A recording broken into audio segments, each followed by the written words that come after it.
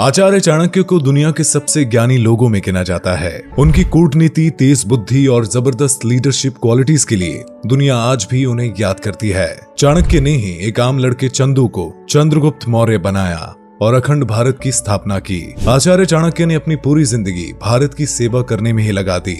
आज मैं उन्हीं महान आचार्य चाणक्य के ऊपर लिखी गई वर्ल्ड फेमस बुक चाणक्य नीति से सबसे पावरफुल 10 नीतियों के बारे में आपको बताऊंगा। So watch this video till the end.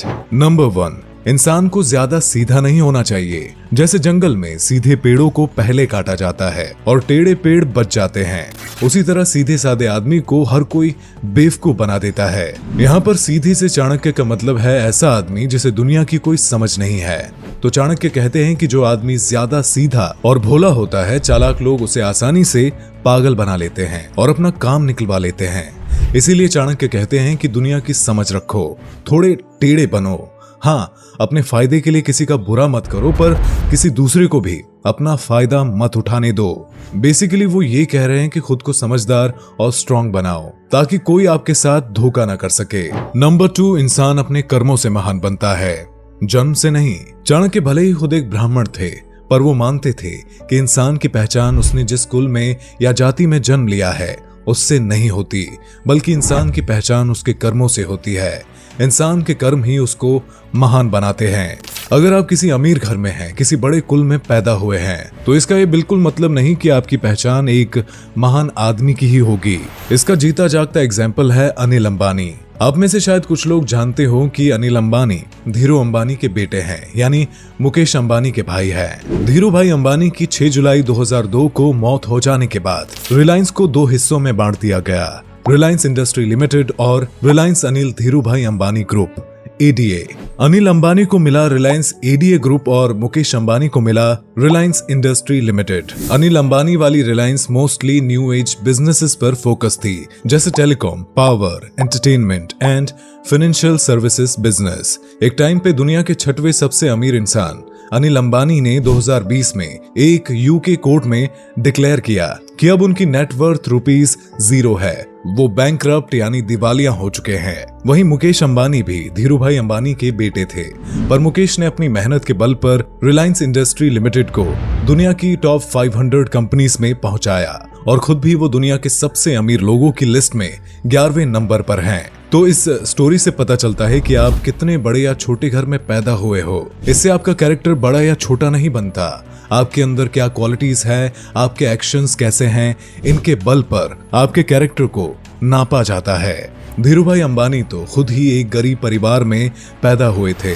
पर यह उनकी कड़ी मेहनत और लगन ही थी जिसने उन्हें पद्म विभूषण का सम्मान दिलाया, जो कि भारत का दूसरा सबसे बड़ा सिविलियन अवार्ड है। तो यहाँ आचार्य चाणक्य भी यही कहना चाहते हैं कि इंसान को उसके चेहरे या जाति से जज नहीं करना चाहिए, उसको जज करना चाहिए उसके एक्शंस के आधार पर। नंबर 3, गलत दिशा में चल रही भीड़ का हिस्सा बनने से बेहतर है सही दिशा में अकेले चलो। इस दुनिया के ज्यादातर लोग एक दूसरे को देखकर काम करते हैं, भीड़ में चलते हैं। कहीं देखा कि IAS ऑफिसर की तो बहुत ठाट होती है और सभी UPSC की तैयारी कर रहे हैं, तो हम भी वही करेंगे। आचार्य चाणक्य इस सोच को गलत बताते हैं। वो कहते हैं कि भीड़ अक्सर गलत दिशा में ही चलती है, इसीलिए भीड़ से हटके अलग चलो, भले ही अकेले क्यों ना चलना पड़े। आपको अपनी लाइफ में जो करना है वो करो, ये मत देखो कि दूसरे क्या कर रहे हैं। जैसा मैंने अपनी पिछली ब्रूस ली वाली वीडियो में बताया था कि don't copy someone even if they are successful. चाहे कोई कितना भी सक्सेसफुल क्यों ना हो, किसी की कॉपी मत करो।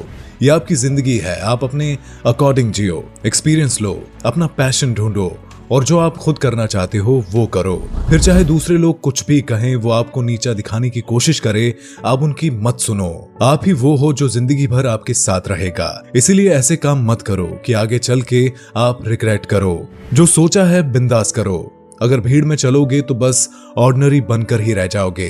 अगर कुछ एक्स्ट्राऑर्डिनरी करना है तो भीड़ से अलग हट जाओ। नंबर 4, जैसे ही डर जिंदगी में आए उस पर हमला करो और उसको खत्म कर दो। आचार्य चाणक्य का कहना था कि डर इंसान का सबसे बड़ा दुश्मन है।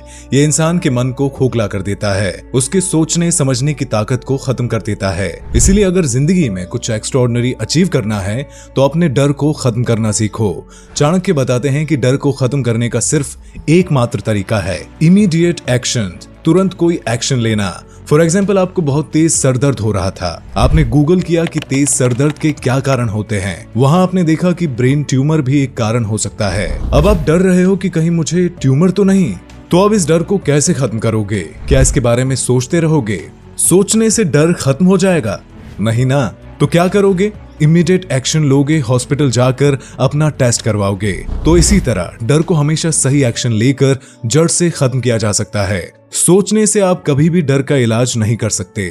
आपको उसे फेस करना होगा, तभी आप अपने डर पर जीत पाओगे। नंबर 5, कमजोरी का प्रदर्शन करने से कमजोरी और बढ़ती है। चाणक्य मानते थे कि कभी भी अपनी कमजोरी किसी को पता मत लगने दो, क्योंकि अगर ऐसा हुआ तो लोग आने वाले समय में आपकी कमजोरी का फायदा जरूर उठाएंगे। एक स्टोरी से एक्सप्लेन करता हूँ। एक गांव में एक सांप रहा करता था। एक दिन एक साधु उस गांव से गुजर रहा था। तभी इस सांप ने एक छोटे से बच्चे को डस लिया। सांप में जहर नहीं बचा तो उसने फुंकारना भी बंद कर दिया।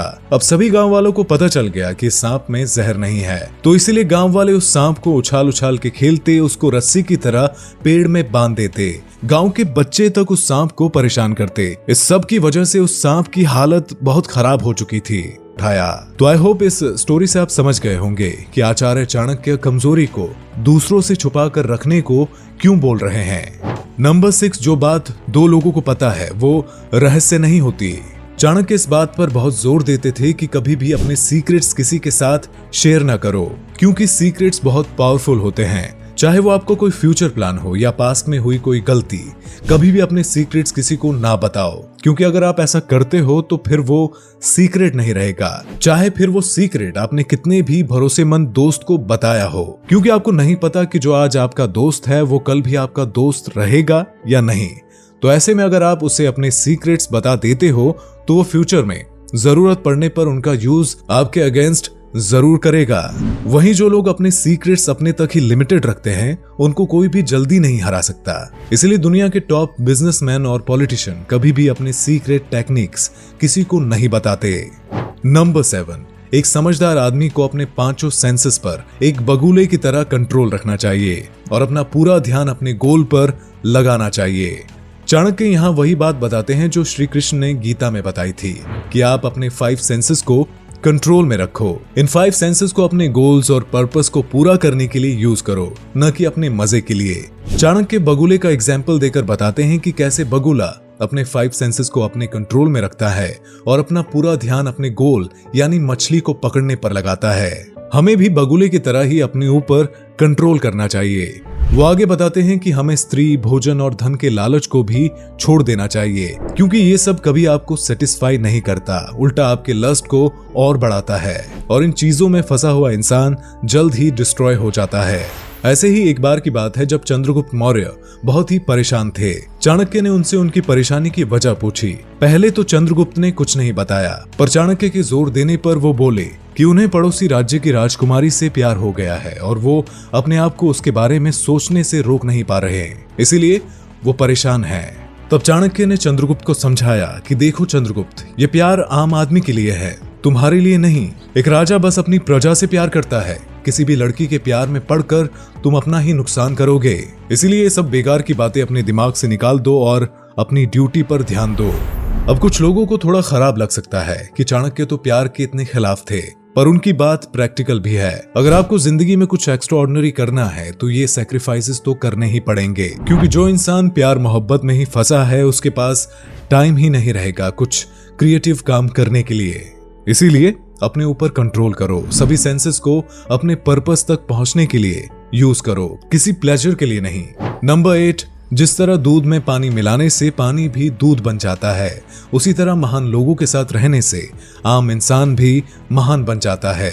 चाणक्य अपनी किताब में अच्छे लोगों के साथ रहने की बात कई बार कहते हैं। वो कहते हैं कि खराब दोस्त, खराब पत्नी, खराब शिष्य होने से अच्छा है आपका कोई दोस्त, पत्नी या शिष्य ना ही हो। वो कहते हैं कि जैसा आप बनना चाहते हो वैसे लोगों को ढूंढो और उनके साथ रहना शुरू कर दो। धीरे धीरे उनके इन्फ्लुएंस से आप भी वैसे ही बनने लग जाओगे। आपने अक्सर देखा होगा कि लोग जैसे होते हैं उनके दोस्त भी वैसे ही होते हैं। जैसे सिगरेट पीने वाले के दोस्त भी सिगरेट पीने वाले ही होंगे, शराबी के दोस्त शराबी होंगे, होंगे, जिम जाने वाले के दोस्त भी जिम जाते होंगे।